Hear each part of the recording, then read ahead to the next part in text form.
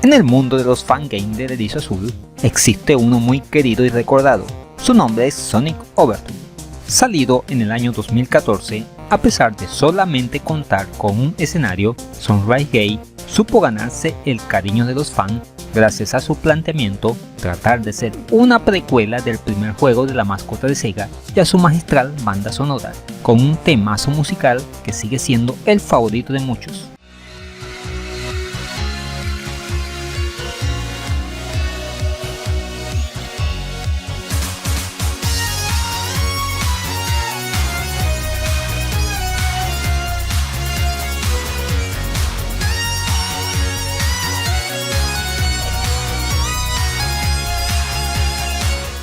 Sin embargo, todo murió allí, un proyecto de fangame que, al igual que muchos otros, se quedó en lo que podría haber sido, pero que nunca fue. El tiempo haría su parte y se fue relegando al olvido sin apenas esperanzas de volver, hasta que a mediados del 2023 apareció Sonic Legends, un título que homenajeaba a muchos fangames del pasado, pero no era lo mismo.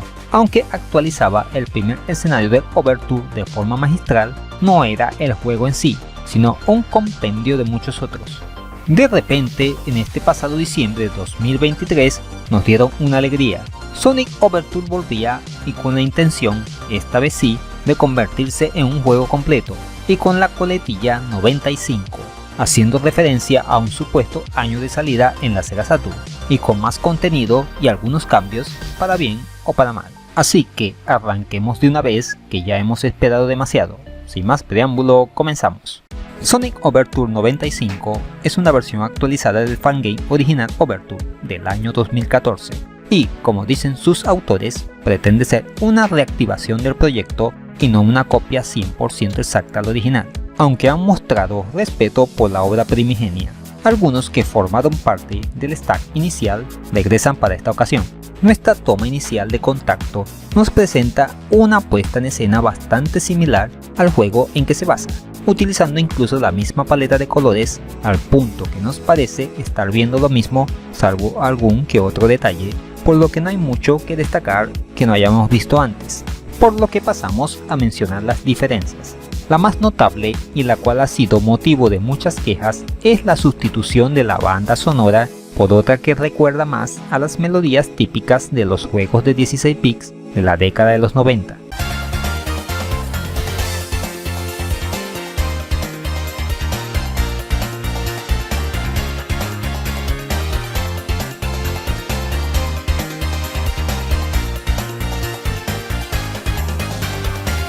Aunque no está mal, no llega al nivel de la música original. El motivo de la exclusión es algo lógico por la polémica que se formó en su día, pero ya eso es una historia aparte, la cual no se hablará en este video.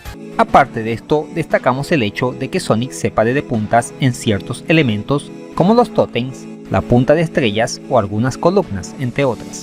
Puede resultar gracioso e incluso divertido al principio, pero a la larga te puede fastidiar la partida si deseas caerle encima a un Badnik o saltar a una superficie mientras vas a toda velocidad, provocando una interrupción en la jugada o rompiendo el momento. Otra novedad con respecto al original es un contador de enemigos que puedes encadenar si vas acabando con varios seguidos uno detrás de otro. Puede resultar enviciante ver cuántos puedes lograr de forma consecutiva. Algo más que mencionar. Ciertos elementos del escenario que antes solo eran decoración, ahora tienen valor y nos podemos subir a ellos como estas plataformas. Ahora pasemos al gran protagonista de esta demostración, el nuevo escenario Granite Zone o zona de granito, el cual se tenía pensado para el juego original y que, como su nombre indica, nos encontramos ante unos niveles en donde predomina las estructuras y elementos basados en este material. Es en esta zona en donde más podemos ver la esencia de un juego 2D salido en consolas de 32 bits de la época como Saturn y PlayStation, tanto por la paleta de colores como por los distintos efectos de rotación y escala, como en estas plataformas, o en el balanceo de las esferas con púas,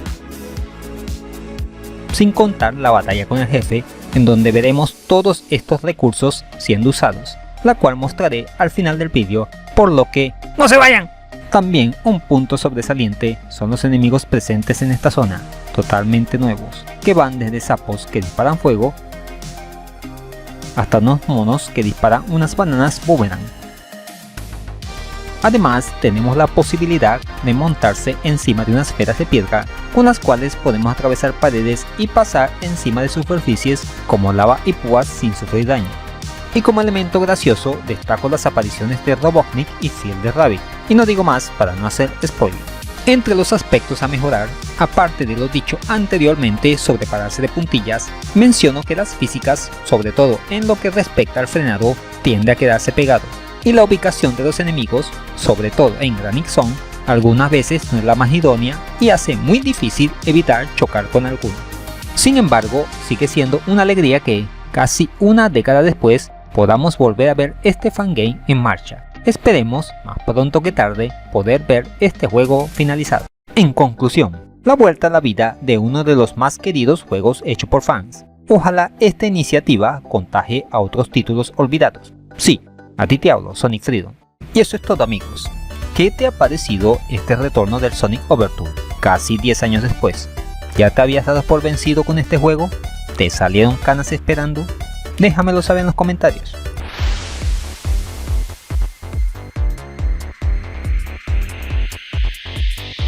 Si te gusta el contenido que subo a este canal, dale un me gusta, compártelo con todo el mundo, suscríbete y dale a la campanita para que sepas cuando subo nuevo material al canal. Así que dale like.